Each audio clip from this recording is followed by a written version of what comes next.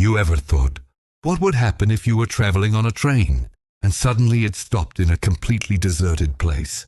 A place where unknown and dangerous creatures live. Would you step out of the train or stay inside? Our story begins with the Shivangu Express, traveling from the town of Shinjobi in Tokyo. Inside the general coach sits a young woman named Jin. She is a doctor. After completing her studies, she is returning to her village so she can help poor and needy people. Sitting beside her is her friend, a soldier who takes great pride in his uniform and money. He mocks Jin and says, "If you had no money, you should have asked me. Why did you make me travel in this smelly general coach?"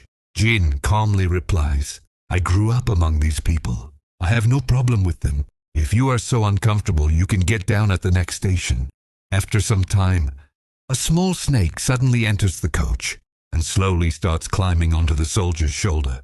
The soldier thinks Jin is resting her head on his shoulder, but when he turns to look, his fear freezes him. Before the snake can bite him, a man named Shah quickly grabs the snake and controls it with great skill. All the passengers are shocked by what they just witnessed. Shah explains that he belongs to the Nagmanchi tribe and knows a lot about snakes.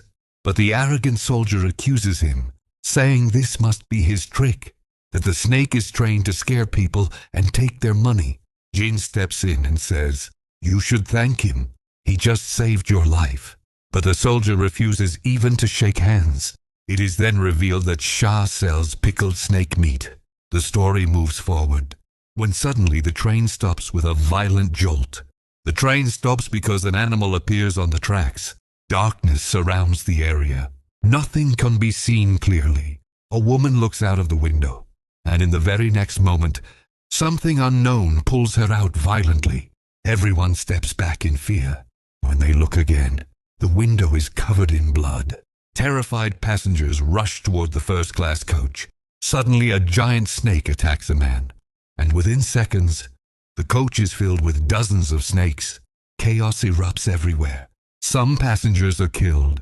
Others run outside to save their lives, but something drags them away into the darkness. Shah tells everyone to chew garlic if they have it, because snakes hate its smell. This slows the attack slightly. The soldier again blames Shah, accusing him of provoking the snakes.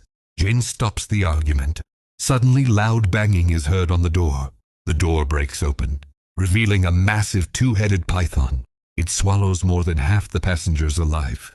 The survivors flee and climb onto the roof, trying to reach the engine. Because of the darkness, they are forced into the jungle. Shah lights a fire, which keeps the snakes away. At dawn, they discover some people have been bitten. Shah sucks the venom from a child and explains that a special herb in his village can save them. They decide to travel to his village. When they reach the village, they find nothing but dead bodies everywhere. Blood-soaked huts. The place looks like hell. They take shelter in an old temple, where Shah finally finds his mother alive. It is revealed that the forest was destroyed by a government operation, destroying the home of many creatures. That is why the snakes attacked. Shah explains, there is a rare flower in a distant valley, whose juice can protect them from venom. But reaching that valley is almost certain death. Uma decides to go. A group is formed. They face rivers, anacondas, explosions, spiders, bats, and countless deadly threats. They finally reach the flower, but a greedy dwarf betrays them. The two-headed python returns. Shah sacrifices himself to kill the beast, saving Jin and the others. The village is restored, and life slowly returns to normal. And with this, the story comes to an end.